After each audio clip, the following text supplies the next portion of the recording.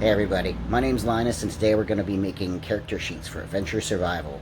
Adventure Survival is a dice and paper based RPG game, a role playing game. That means that you get to pretend to be someone in a story that someone else is telling, and you roll some dice and see what happens. If that doesn't make a lot of sense right away, that's okay. The most important thing that you need to know is that in order to get started, the very first step is creating a character sheet, and that's what we're going to do right now.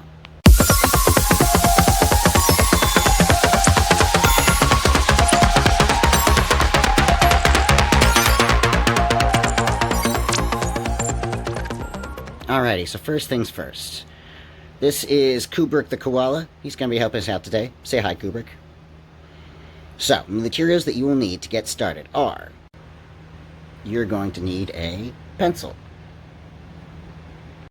You're going to need 3d6. D6, that's 6-sided dice. That's the most common kind of dice. You probably have a few of these lying around. You can technically do it with just one, but if you have 3 of them, it goes a little faster. The final thing you're going to need to get started is an Adventure Survival character sheet. I've included a link below so you can download a digital copy, or if you want to, you can just make your own. I've seen more than a few kids do this. I'll leave a still shot, and if you want to pause the video and copy it down, you can do that. It's a pretty straightforward sheet. It shouldn't take too very long to make this character sheet. There's some words on there that you might know, some that you might not. If you're not sure, pause the video for a moment. I made another video that explains what all of those words mean. And, you'll be able to be a little bit more ready for the game and know how to arrange your stats if you know what those words mean. What do you think, Kubrick?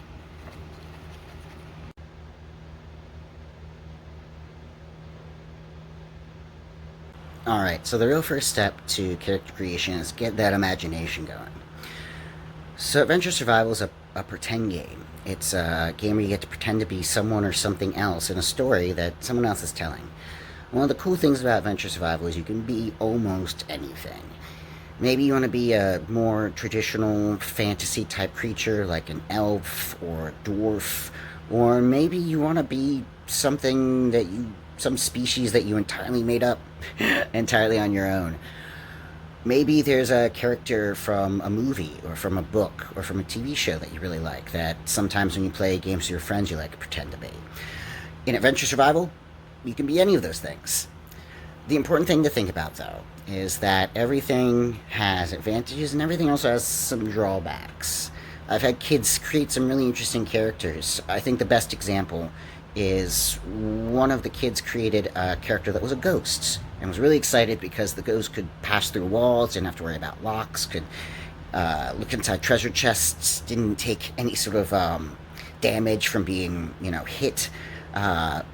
But the tricky part was when they were like, oh, I want to go pick up that treasure, their ghostly hand passed right through. So, you can be almost anything, but remember, everything's got some bonuses and almost everything has a few drawbacks as well. So keep that in mind when you're thinking.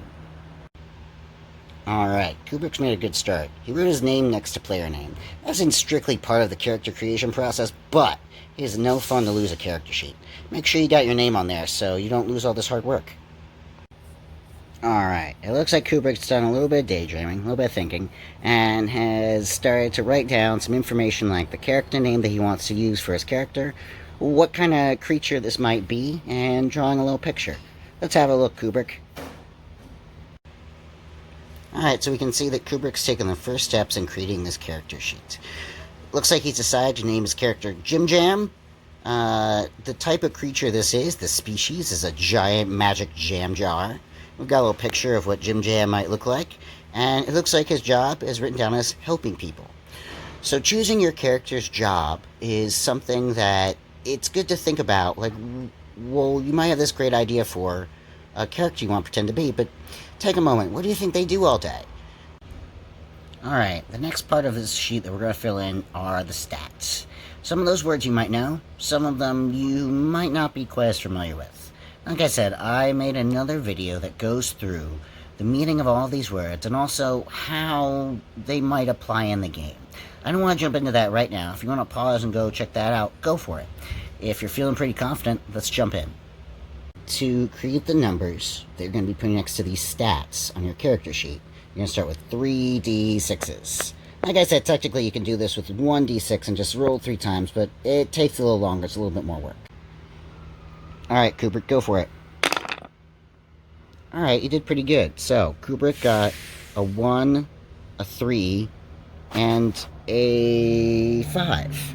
So, Kubrick, you get to pick which one you like the best. The higher the number, the better you are gonna be at some skill.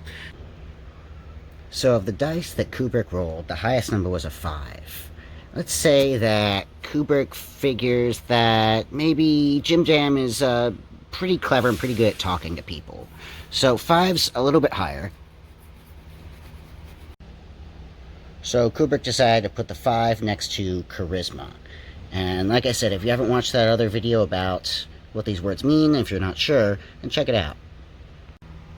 Alright, so Kubrick's going to do this 4 more times until he has filled in a number next to each one of those stats.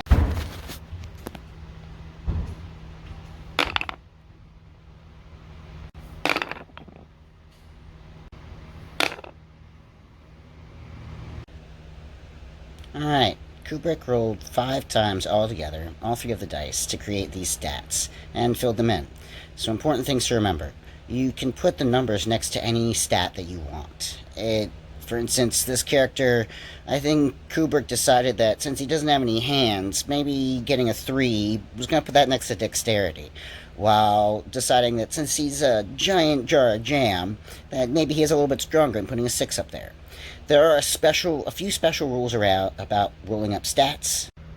The first one is if you get all 1s, what you do is actually, this is a special case, so add them all together and get a 3 next to that stat.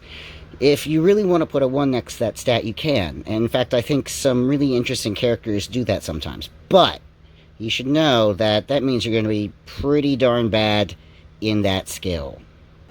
The other special rule around rolling up stats is if you roll up all 5 stats and decide you just don't have very good luck, they're all really low numbers and you're just not happy and you're worried that this character is just not going to be very good at anything in particular, what you can do is erase all of those numbers and start from the beginning.